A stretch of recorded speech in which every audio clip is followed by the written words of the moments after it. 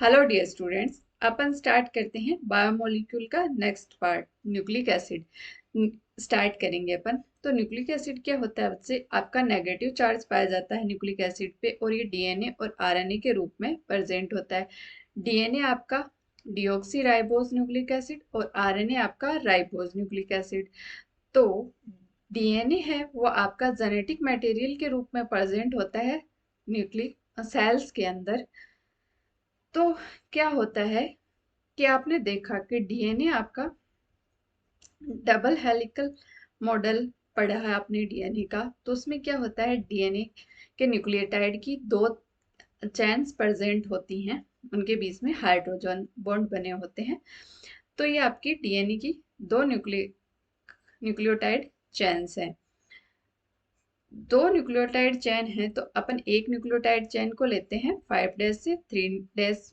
इसमें क्या होता है, बहुत सारे न्यूक्लियोटाइड प्रेजेंट होते हैं, बहुत सारे न्यूक्लियोटाइड से बनी होती है ये चेन, तो इसको अपन पॉलीन्यूक्लियोटाइड चेन बोलते हैं। अब पॉलीन्यूक्लियोटाइड में चेन में क्या है बच्चे, न्यूक्लियोटाइड से बनी है। तो अपन एक न्यूक्लियोटाइड में देखते हैं कि एक न्यूक्लियोटाइड में क्या क्या प्रेजेंट है।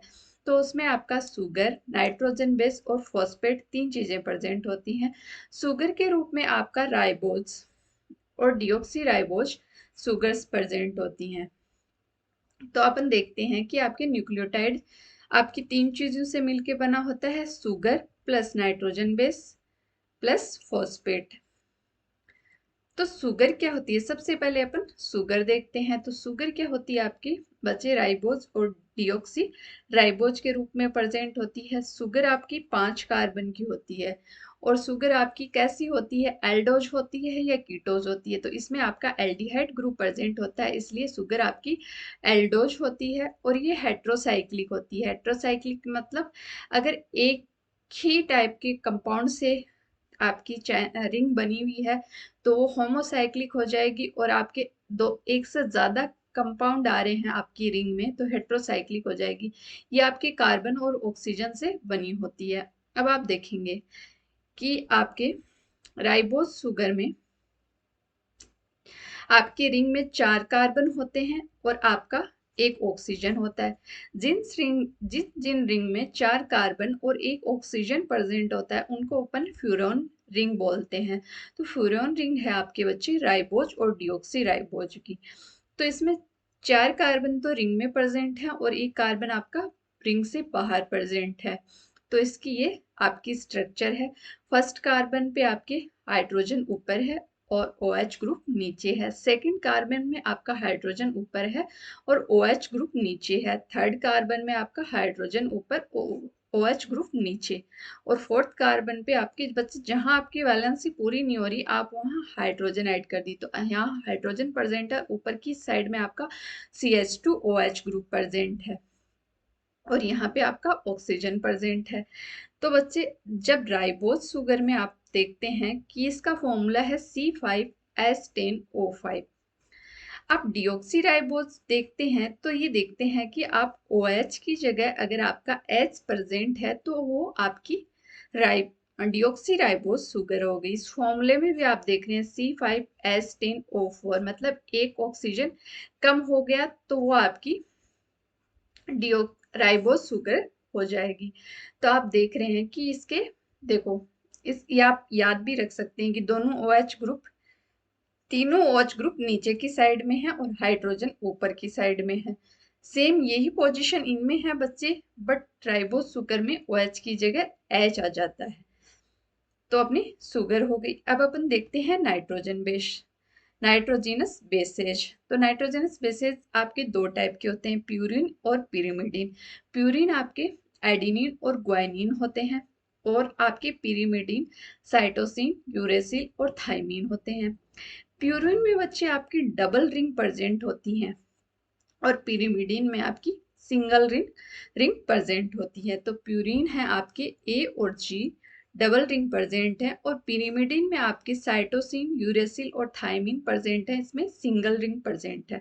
तो बच्चे ये आपकी प्यूरिन की स्ट्रक्चर है। यहां से अपन नंबरिंग स्टार्ट करते हैं इसकी, नाइट्रोजन से 1 से, ये सेकंड, ये थर्ड, ये फोर्थ, उसके बाद अपन यहाँ जाएंगे फिफ्थ, और ये आपका 6 कार्बन। फिर अपन नंबरिंग करेंगे यहाँ से 7th, 8th और 9th। तो इस तरह एक फर्स्ट रिंग में आपके 6 कंपाउंड हैं और सेकंड रिंग में आपके 5 कंपाउंड मिलके ये रिंग बना रहे हैं और 2 आपके कॉमन हो गए। तो टोटल आपके 9 कंपाउंड मिलके आपकी प्यूरिन रिंग का फॉर्मेशन कर रहे हैं। इसमें आपकी 2 रिंग्स हैं। तो बच्चे एडेनिन में क्या हो जाएगा, आप ये स्ट्रक्चर याद रखिए। और जहां आपके वैलेंसी कम हो रही है, आप कार्बन की 4 वैलेंसी कीजिए और नाइट्रोजन की 3 वैलेंसी। तो नाइट्रोजन की वैलेंसी फुल है, एक यहाँ पे हाइड्रोजन कम है, तो आप बाहर की तरफ हाइड्रोजन लगा के इस तरह आप वैलेंसी इसकी फुल करके देख लेना। तो एडेनिन में बच्चे क्या होता है, एडेनिन में आपके 6 पोजीशन पे आपका एमिनो ग्रुप आ जाता है। ये आपका 6th कार्बन है। 6th कार्बन पे अगर आपकी प्यूरिन रिंग में एमिनो ग्रुप आ गया तो आपका एडेनिन हो गया 6 एमिनो प्यूरिन। और बच्चे अगर सेकंड पोजीशन पे एमिनो एंड 6 पोजीशन पे आपका ऑक्सो ग्रुप आ जाता है, सेकंड पोजीशन पे आपका एमिनो एंड 6th पोजीशन पे आपके ऑक्सो ग्रुप आ जाता है, वो तब आपका ग्वानिन का फॉर्मेशन होता है। और अगर आपके 6th पोजीशन पे ओनली अमीनो ग्रुप आया है तो उससे आपका एडेनिन का फॉर्मेशन हो गया। तो आप प्यूरिन की स्ट्रक्चर याद रखिए कि उसमें 2 साइकिल्स प्रेजेंट हैं और आपके टोटल 9 कंपाउंड्स हैं। और अगर आपको प्यूरिन से एडेनिन का फॉर्मेशन करना है तो आपको 6th पोजीशन पे एमीन लगा देना है। और अगर आपको इससे ग्वानिन का फॉर्मेशन करना है तो आपको सेकंड पोजीशन पे एमीन और 6th पोजीशन पे आपको ऑक्सो ग्रुप ऐड कर देना है, तो आपका ग्वानिन का फॉर्मेशन हो जाएगा। इन स्ट्रक्चर को आप 4-5 बार लिखेंगे तो आपको याद हो जाएंगी। अब आप पिरिमिडीन में क्या होता है, आपकी सिंगल स्ट्रक्चर प्रेजेंट है, तो ये आपकी पिरिमिडीन है। पिरिमिडीन में आपके टोटल 6 कंपाउंड हैं, जिनमें से आपकी 2 नाइट्रोजन और 4 कार्बन हैं। और जहां आपको वैलेंसी कम है कार्बन की, वहां आप हाइड्रोजन लगा के देखेंगे। तो बच्चे यूरेसिल पे क्या होता है, आपका 2,4 डाइऑक्सो पिरिमिडीन होता है। तो 2 और 4 पोजीशन पे 2 एंड 4 पोजीशन पे आप ऑक्सो ग्रुप ऐड कर देंगे, ऑक्सीजन ऐड कर देंगे, तो आपका यूरेसिल का फॉर्मेशन हो जाएगा। अब बच्चे अपन यूरेसिल से साइटोसिन और थायमीन बनाएंगे। तो आपके 2 और 4 पे आपका, तो आप 4 पोजीशन पे अगर ऑक्सो ग्रुप को हटा के एमीन ग्रुप लगा देते हैं 4th पोजीशन पे, तो आपका साइटोसिन का फॉर्मेशन हो जाता है 2 ऑक्सो 4 एमिनो पिरिमिडीन। और अगर यूरेसिल में आप 5 पोजीशन पे मिथाइल ऐड कर देते हैं तो आपका थायमीन का फॉर्मेशन हो जाता है, तो 2,4 डाइऑक्सो मिथाइल। तो आपकी पिरिमिडीन में आपकी सिंगल रिंग प्रेजेंट है, सिंगल रिंग प्रेजेंट है तो आपका वो पिरिमिडीन हो गया। अब पिरिमिडीन से यूरेसिल बनाने के लिए आपको 2 और 4 पोजीशन पे ऑक्सो ऐड करना है, तो 2,4 डाई ऑक्सो यूरे पिरिमिडीन हो गया आपका यूरेसिल। अब अगर आप यूरेसिल में 4th पोजीशन पे ऑक्सो की जगह एमिनो लगा देते हैं तो आपका साइटोसिन का फॉर्मेशन हो जाएगा, तो 2 ऑक्सो 4 एमिनो पिरिमिडीन हो गया। और अगर आप यूरेसिल में 5th पोजीशन पे मिथाइल ऐड करवा देते हैं तो आपका थायमीन का फॉर्मेशन हो जाएगा, तो 2,4 डाइऑक्सो 5 मिथाइल पिरिमिडीन हो जाएगा आपका थायमीन। और तो इस तरह आपके पिरिमिडीन की स्ट्रक्चर हो गई। प्यूरिन आपके डबल रिंग की स्ट्रक्चर है और पिरिमिडीन आपकी सिंगल रिंग की स्ट्रक्चर है। अब बच्चे अपन इससे बनाएंगे न्यूक्लियोसाइड। नाइट्रोजन बेस देख लिया अपन ने और शुगर देख ली। अब नाइट्रोजन बेस और शुगर को अपन जोड़ेंगे तो आपका न्यूक्लियोसाइड बनेगा। तो एडेनिन में आप शुगर जोड़ेंगे तो एडिनोसिन बन जाएगा आपका। तो एडिनोसिन में जब आप शुगर और एडेनिन ऐड करेंगे, राइबोज प्लस एडेनिन ऐड करेंगे, तो उनके बीच में आपका एन ग्लाइकोसाइडिक लिंकेज बनेगा। एन ग्लाइकोसाइडिक लिंकेज से आपका न्यूक्लियोसाइड का फॉर्मेशन होता है। तो न्यूक्लियोसाइड में कौन सा बॉन्ड प्रेजेंट होता है? N glycosidic linkage. N glycosidic linkage आपका बच्चे आपके शुगर का फर्स्ट कार्बन और आपके एडेनिन का 9th जो नाइट्रोजन है उससे आपका एन ग्लाइकोसाइडिक बॉन्ड बनेगा। तो जब फर्स्ट कार्बन है कार्बन बॉन्ड विथ नाइट्रोजन, जो आपके शुगर का फर्स्ट कार्बन है वो नाइट्रोजन बेस के साथ में आपका बॉन्ड का फॉर्मेशन करेगा और बॉन्ड होगा आपका एन ग्लाइकोसाइडिक बॉन्ड। अब बच्चे अब आपको प्यूरिन लेंगे, तो प्यूरिन आपकी डबल रिंग है, तो डबल रिंग के आपका लास्ट जो नाइट्रोजन है 9th पोजीशन का, वो लिंक करेगा आपके शुगर के फर्स्ट कार्बन से। और पिरिमिडीन में क्या है, आपके जो फर्स्ट पोजीशन का नाइट्रोजन है वो लिंक करेगा आपके शुगर के फर्स्ट कार्बन से।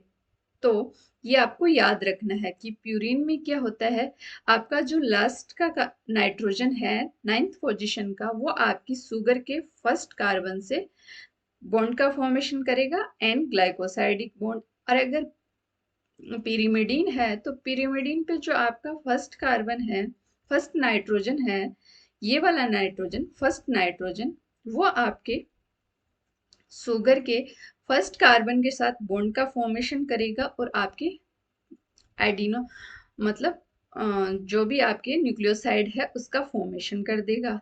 तो इस तरह आपका न्यूक्लियोसाइड का फॉर्मेशन होगा और ये आपको याद रखना है, इंपॉर्टेंट है आपके लिए। अब जब एडिनिन शुगर के साथ ऐड होगी तो एडिनोसिन का फॉर्मेशन होगा। ग्वानिन शुगर के साथ ऐड होगी तो ग्वाइनोसिन का फॉर्मेशन होगा। साइटोसिन शुगर के साथ होगी तो साइटोडीन का फॉर्मेशन होगा। थायमिन शुगर के साथ ऐड होगी तो थायमिनिडीन का फॉर्मेशन होगा। और यूरेसिल शुगर के साथ ऐड होगी तो यूरिडीन का फॉर्मेशन होगा। तो आप देख रहे हैं जब प्यूरिन ऐड हो रहे हैं तो आपके लास्ट में सीन आ रहा है, एडिनोसिन, ग्वाइनोसिन। और जब आपके पिरिमिडीन ऐड हो रहे हैं तो आप लास्ट में डीन लगा रहे हैं, साइटिडीन, थाइमिडीन और यूरिडीन। तो इस तरह आप याद रख सकते हैं इनको, आप गलत नहीं करेंगे ऑप्शन में, इस तरह आप ध्यान रखेंगे। तो डिओक्सी एडिनोसिन, डिओक्सी एडिनोसिन में आपकी शुगर हो जाएगी डिओक्सी राइबोज और एडिनोसिन में आपकी शुगर हो जाएगी राइबोज। तो डिओक्सी एडिनोसिन में आपकी शुगर है डिओक्सी राइबोज प्लस एडिनिन, तो आपका डिओक्सी एडिनोसिन ऐड हो जाएगा। और जब नॉर्मली आप एडिनोसिन बोलेंगे तो आपकी उसमें शुगर हो जाएगी राइबोज प्लस आपका न्यूक्लियो नाइट्रोजन बेस हो जाएगा आपका एडिनिन। अब अपन बनाएंगे न्यूक्लियोटाइड। अपने न्यूक्लियोसाइड बना लिया, तो अब बनाएंगे अपन न्यूक्लियोटाइड। न्यूक्लियोटाइड में क्या होता है, जो अभी आपने बनाया था, एडिनिन ऐड करवा दिया था आपने शुगर पे, एन ग्लाइकोसाइडिक बॉन्ड बनाया था, यहाँ आपका C1 कार्बन था और ये आपका एडिनिन का 9th नंबर का नाइट्रोजन के बीच में आपने एन ग्लाइकोसाइडिक बॉन्ड का फॉर्मेशन करवाया था। तो ये बॉन्ड के फॉर्मेशन के बाद आपको अब ऐड करवाना है फॉस्फेट ग्रुप। तो आप फॉस्फेट ग्रुप ऐड करवाएंगे इसके 5th कार्बन पे। 5th कार्बन पे आपका ये फॉस्फेट ऐड होता है तो ये बनाता है आपका फॉस्फो एस्टर बॉन्ड। जब अल्कोहल और एसिड के बीच में बॉन्ड बनेगा तो आपका एस्टर बॉन्ड होगा, तो ये आपका फॉस्फो एस्टर बॉन्ड बन जाएगा। तो ये आपका AMP का फॉर्मेशन हो गया, एडिनोसिन मोनोफॉस्फेट। एक फॉस्फेट ऐड करवाया है, जब आप 2 फॉस्फेट ऐड करवा देंगे तो एडिनोसिन डाइफॉस्फेट। पर बच्चे ये वाला बॉन्ड आपका फॉस्फोएस्टर बॉन्ड नहीं होगा, क्योंकि ये तो अल्कोहल और एसिड के बीच में बन रहा था, इसलिए ये आपका फॉस्फोएस्टर बॉन्ड था।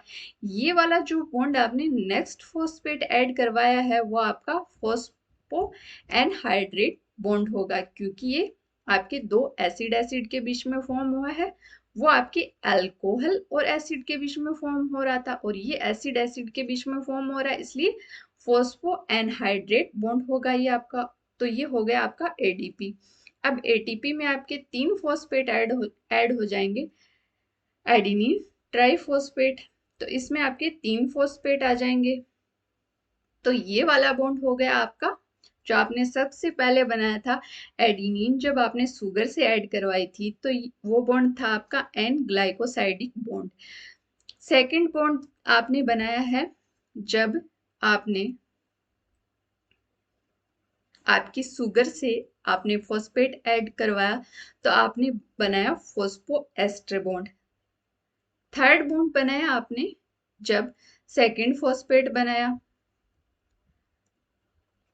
तो आपने फॉस्फो एनहाइड्रेट बॉन्ड बनाया। अब थर्ड फॉस्फेट ऐड करवाया आपने, तो फिर आपने फॉस्फो एनहाइड्रेट बॉन्ड बनाया। तो ये जो दोनों बॉन्ड हैं आपके, जो आपने सेकंड और थर्ड फॉस्फेट ऐड करवाए हैं, वो बॉन्ड आपके फॉस्फो एनहाइड्रेट बॉन्ड हैं।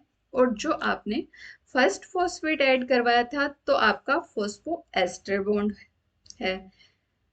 अब बच्चे नेक्स्ट देखते हैं अपन कि आपके अपन चार्ट देख लेते हैं कि कैसे कैसे आपके एटीपी एडीपी और एएमपी का फॉर्मेशन हुआ है। आपकी शुगर है राइबोज, न्यूक्लियो नाइट्रोजन बेस है आपका एडेनिन, तो आपकी फॉर्मेशन होगा न्यूक्लियोसाइड का एडिनोसिन। अब इसमें आपने फॉस्फेट ऐड करवाया है, तो ये आपका एएमपी का फॉर्मेशन हो गया। एक फॉस्फेट ऐड करवाया, दो फॉस्फेट ऐड करवाएंगे तो एडीपी का फॉर्मेशन हो जाएगा। 3 फॉस्फेट ऐड करवाएंगे, तीसरा फॉस्फेट ऐड करवाएंगे तो एटीपी का फॉर्मेशन हो जाएगा। अब आप आपकी शुगर है राइबोज और आपने नाइट्रोजन बेस लिया ग्वानिन, तो आपके न्यूक्लियोसाइड का फॉर्मेशन होगा ग्वाइनोसिन। ग्वाइनोसिन न्यूक्लियोसाइड है। अब आप इसमें फॉस्फेट ऐड करवाएंगे तो जीटीपी, सेकंड फॉस्फेट ऐड करवाएंगे तो जीडीपी, थर्ड फॉस्फेट ऐड करवाएंगे तो जीटीपी।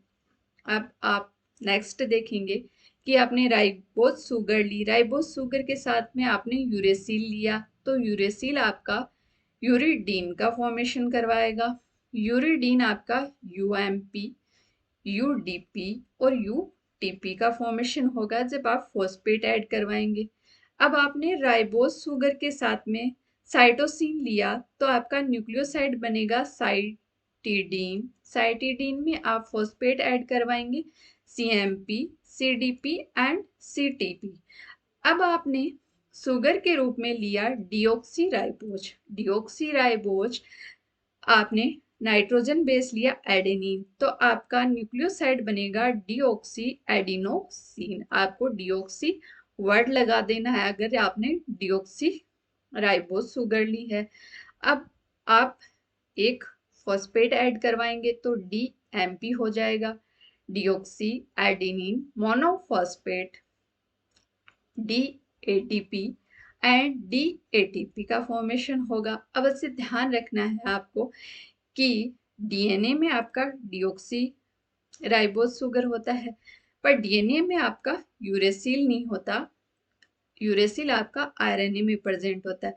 तो आपको डीऑक्सी राइबोज शुगर यूरेसिल के साथ ऐड नहीं करनी, और आपको इन बाकी जो आपके चार हैं उनका फॉर्मेशन आपको ऐसे करवा लेना है। इसकी जगह आपको थाइमीन ले लेना है, क्योंकि डीएनए में थाइमीन प्रेजेंट होता है यूरेसिल के स्थान पे, और ऐसे ही आपके डीएमपी, डी जीएमपी, डीसीएमपी का फॉर्मेशन हो जाएगा। अब आप नेक्स्ट देखेंगे कि आपके डाई न्यूक्लियोटाइड। अब आपने एक न्यूक्लियोटाइड तो बना लिया है, अब आप दो न्यूक्लियोटाइड के बीच में बॉन्ड का फॉर्मेशन करवाएंगे। तो दो न्यूक्लियोटाइड के बीच में जब आप बॉन्ड का फॉर्मेशन करवाएंगे, तो ये तो आपने प्यूरिन ले लिया, आपको दिख रहा है दो नाइट्रोजन, डबल रिंग का आपका नाइट्रोजन बेस है, तो मान लो ये आपका एडेनिन है और ये आपका साइटोसिन है। ओके बच्चे, तो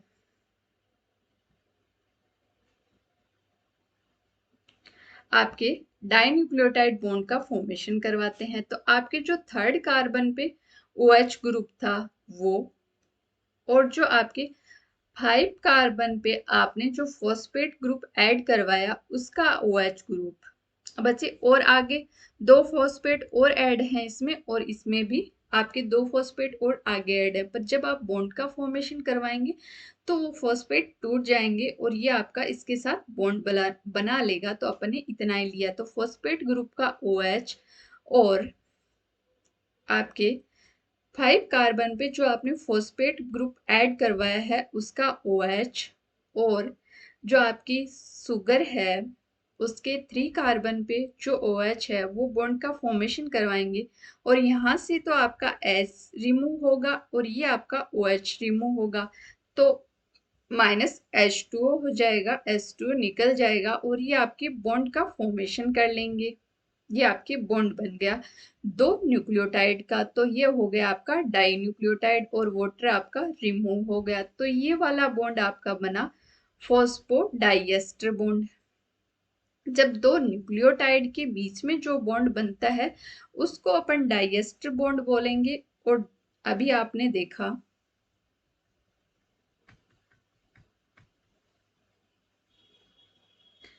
जो आपके शुगर और फॉस्फेट के बीच में बॉन्ड बन रहा था न्यूक्लियोटाइड में, वो आपका फॉस्फोएस्टर बॉन्ड था।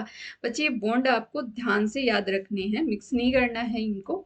तो 2 न्यूक्लियोटाइड के बीच में आपका जो बॉन्ड बनेगा वो आपका बॉन्ड बनेगा फॉस्फोडाइएस्टर। फॉस्फोडाइएस्टर बॉन्ड बच्चे किस में बनता है? पहले न्यूक्लियोटाइड का 3 पोजीशन पे आपकी जो शुगर है उसका थर्ड कार्बन है उसका तो OH आएगा, और जो नीचे वाला न्यूक्लियोटाइड है उसके आपके फॉस्फेट ग्रुप का OH मिलके जो बॉन्ड बनाएंगे वो आपका फॉस्फोडाइएस्टर बॉन्ड होगा। अब न्यूक्लियोटाइड डाई न्यूक्लियोटाइड बन गया, इससे आपकी पॉलीन्यूक्लियोटाइड चेन बन जाएगी। ऐसे ही आपके न्यूक्लियोटाइड आके जुड़ते जाएंगे तो आपके पॉलीन्यूक्लियोटाइड चेन का फॉर्मेशन हो गया। पॉलीन्यूक्लियोटाइड चेन में आपकी बैकबोन बनाती हैं शुगर और फॉस्फेट। ये आपकी शुगर है और ये आपके फॉस्फेट है, ये तो आपकी बैकबोन बनाते हैं। और साइड में जो आपके न्यूक्लियो नाइट्रोजन बेस हैं वो साइड में जुड़े रहते हैं, आप देख रहे हैं। तो इससे आपके पॉलीन्यूक्लियोटाइड चेन का फॉर्मेशन हो जाएगा। ये आप देख रहे हैं 5 एंड से 3 एंड पे प्रेजेंट है आपकी शुगर एंड फॉस्फेट प्रेजेंट है, उधर इधर आपके नाइट्रोजन बेस प्रेजेंट है। तो ये नाइट्रोजन बेस हैं वो आपकी हाइड्रोजन बॉन्ड का फॉर्मेशन कर लेंगे। दूसरी जो पॉलीन्यूक्लियोटाइड चेन है ये बच्चे आपकी उल्टी प्रेजेंट होगी 3 डेज से 5 डेज की तरफ।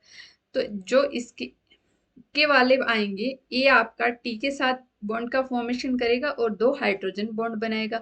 ग्वाइनोसिन आपके साइटोसिन के साथ बॉन्ड का फॉर्मेशन करेगा और ये आपके 3 हाइड्रोजन बॉन्ड का फॉर्मेशन करेंगे। इस तरह आपके पॉलीन्यूक्लियोटाइड चेन का फॉर्मेशन हो जाएगा। अब बच्चे अपन देखते हैं कि जो आप डीएनए बनाते हैं वो जनरली आपका बी टाइप का डीएनए होता है। आपके 2 टाइप के डीएनए होते हैं, जेड टाइप का और बी टाइप का। जेड टाइप का जो डीएनए है उसमें लेफ्ट हैंडेड कॉइलिंग होती है डीएनए में, और जो आपका बी टाइप का डीएनए है मेनली बी टाइप का ही डीएनए पाया जाता है सभी में। तो अपन बी टाइप के डीएनए के बारे में ही देखेंगे। बी टाइप के डीएनए में आपका राइट हैंडेड कॉइलिंग पाई जाती है और इसके एक टर्न में 10 बेस पेयर होते हैं। जैसे बच्चे ये आपका बी टाइप का डीएनए है, इसमें 5 डेज इधर है और ये 3 डेज है। इसका डायमीटर है आपका 2 नैनोमीटर का। जो आपके एडिनिन और थाइमिन यहाँ प्रेजेंट है, ग्वाइनोसिन और साइटोसिन प्रेजेंट है। तो जो आपके थाइमिन और साइटोसिन है उनके बीच में आज जो आपका गैप है वो 0.34 नैनोमीटर का है। अब इसको अपन 3.4 एंगस्ट्रॉम भी बोल सकते हैं, एक ही बात है। तो एक टर्न में आपके जो यहाँ से यहाँ तक का है उसमें आपके 10 बेस पेयर पाए जाते हैं, और एक टर्न की पिच कितनी है आपकी 3.4 नैनोमीटर है। 10 बेस पेयर है एक में। एक में, और एक बेस पेयर के बीच में आपकी दूरी है 0.34, तो आपकी एक टर्न की पिच हो जाएगी 3.4 नैनोमीटर। 3.4 नैनोमीटर।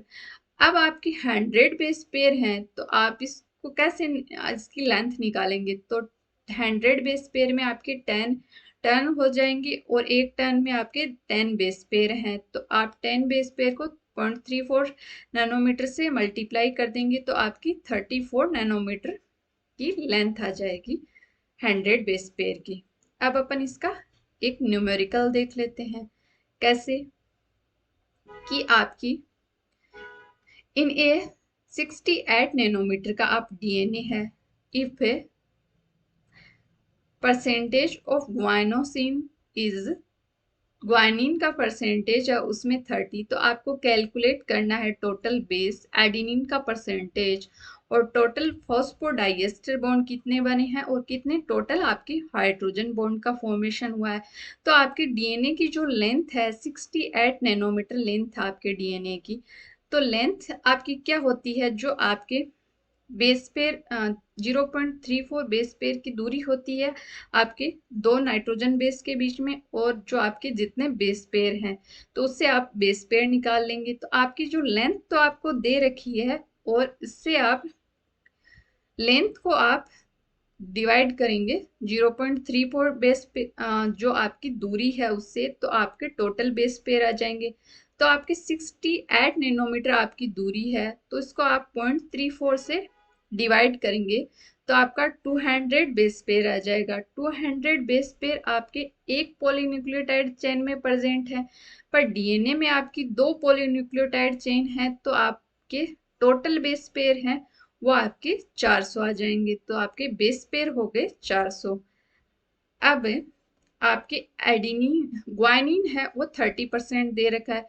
ग्वाइनिन आपके साइटोसिन के साथ बॉन्ड का फॉर्मेशन करता है, तो जितना आपका ग्वाइनिन होगा उतना आपका साइटोसिन होगा। यह आपका चार्गॉफ लो है, तो ये भी आपका 30 हो गया। अब आपका 60 ये हो गया, तो आपका 40 बचा, तो 40 आपका में से एडिनिन और थाइमिन हो जाएगा। 20 आपका एडिनिन, 20% आपका एडिनिन और 20% आपका थाइमिन हो जाएगा। तो आपके 20% आपका एडिनिन है, तो उसमें आपके टोटल बेस पे 400 है, तो उसमें से कितना एडिनिन होगा? 400 पे अपन 100 से भाग देंगे और 20 से मल्टीप्लाई करेंगे, तो आपका 80 आ जाएगा। तो एडिनिन आपका 80 है 400 में से। अब एडिनिन आपका 80 है, तो थाइमिन भी आपका 80 होगा, और ग्वाइनोसिन और साइटोसिन आपके इक्वल हैं, तो जो अमाउंट बचेगा उसमें से हाफ हाफ कर देंगे, तो 120 120 हो गया। अब आपका डीएनए है उसमें 200 बेस पेयर, इस एक चैन में 200 बेस पेयर है और दूसरी चैन में भी 200 बेस पेयर है। तो आपका दो बेस पेयर आपके नाइट्रोजन बेस हैं, दो बेसेज हैं वो आपके मिलके फॉस्फोडाइएस्टर बॉन्ड का, दो न्यूक्लियोटाइड आपकी फॉस्फोडाइएस्टर बॉन्ड का फॉर्मेशन करते हैं। तो आपके 200 बेस पेयर हैं वो कितने फॉस्फोडाइएस्टर बॉन्ड का फॉर्मेशन करेंगे? बच्चे दो आपके मिलके एक बॉन्ड का फॉर्मेशन कर रहे हैं, तो लास्ट वाला एक जो है वो किसके साथ बॉन्ड का फॉर्मेशन करेगा? उसका तो बॉन्ड का फॉर्मेशन नहीं होगा ना, वो तो ऐसे ही रह जाएगा ना। उसकी जो शुगर है वो किसी के साथ बॉन्ड का फॉर्मेशन नहीं करेगा, उसका OH खाली रहेगा। तो अपन देखेंगे कि दो न्यूक्लियोटाइड मिलके एक फॉस्फोडाइएस्टर बॉन्ड का फॉर्मेशन कर रहे हैं, तो आपके 200 बेसेज हैं उनमें से एक आपका फॉस्फोडाइएस्टर बॉन्ड कम होगा, तो 200 बेस पेयर से आपके 199 फॉस्फोडाइएस्टर बॉन्ड का फॉर्मेशन हो जाएगा। इसी तरह आपकी दूसरी चेन के 200 बेस पेयर हैं, उससे भी आपका 199 फॉस्फोडाइएस्टर बॉन्ड का फॉर्मेशन हो गया। तो टोटल आपके फॉस्फोडाइएस्टर बॉन्ड को अपन ऐड कर देंगे, तो 398 फॉस्फोडाइएस्टर बॉन्ड हो जाएंगे। दोनों चैन में से एक एक कम फॉस्फोडाइएस्टर बॉन्ड का फॉर्मेशन होगा, तो आपके फॉस्फोडाइएस्टर बॉन्ड आ गए। अब आपको निकालना है हाइड्रोजन बॉन्ड। तो आपकी एडिनिन है 80, 80 एडिनिन आपका ए आपका टी के साथ बॉन्ड बनाएगा और जी आपका सी के साथ बॉन्ड बनाएगा, तो ये आपके 2 बॉन्ड बनाएगा और ये आपके ग्वानोसिन आपका ट्रिपल बॉन्ड बनाता है। और एडिनिन आपका प्यूरिन्स आपके डबल बॉन्ड बनाते हैं और पिरिमिडिन्स आपके ट्रिपल बॉन्ड बनाते हैं। तो ए जितना बॉन्ड बनाएगा सी भी उतना ही बनाएगा और ए जितना बॉन्ड बनाएगा टी उतना बॉन्ड बनाएगा। तो आपके 80 से अपन 2 से मल्टीप्लाई करेंगे तो 160 आ जाएगा। और जो ग्वानिन है वो ट्रिपल बॉन्ड बनाता है, तो आपका अपन इसको 3 से मल्टीप्लाई करेंगे तो 360 आ गया। अब इन दोनों बॉन्ड्स को अपन टोटल कर देंगे तो उतने ही आपके हाइड्रोजन बॉन्ड का फॉर्मेशन हो जाएगा। फिर 520 आपके हाइड्रोजन बॉन्ड्स हो गए। इसके साथ ही बच्चे अपने नाइट्रोजन बेस कंप्लीट होते हैं। अपन ने पूरा देख लिया। अब बच्चे आज के लिए अपना इतना ही। अगर आपको कोई डाउट हो तो आप कमेंट सेक्शन में पूछ सकते हैं या अपने टेलीग्राम चैनल पे आप अपने डाउट्स पूछ सकते हैं। Thank you. नेक्स्ट पार्ट अपने नेक्स्ट लेक्चर में कंप्लीट करेंगे।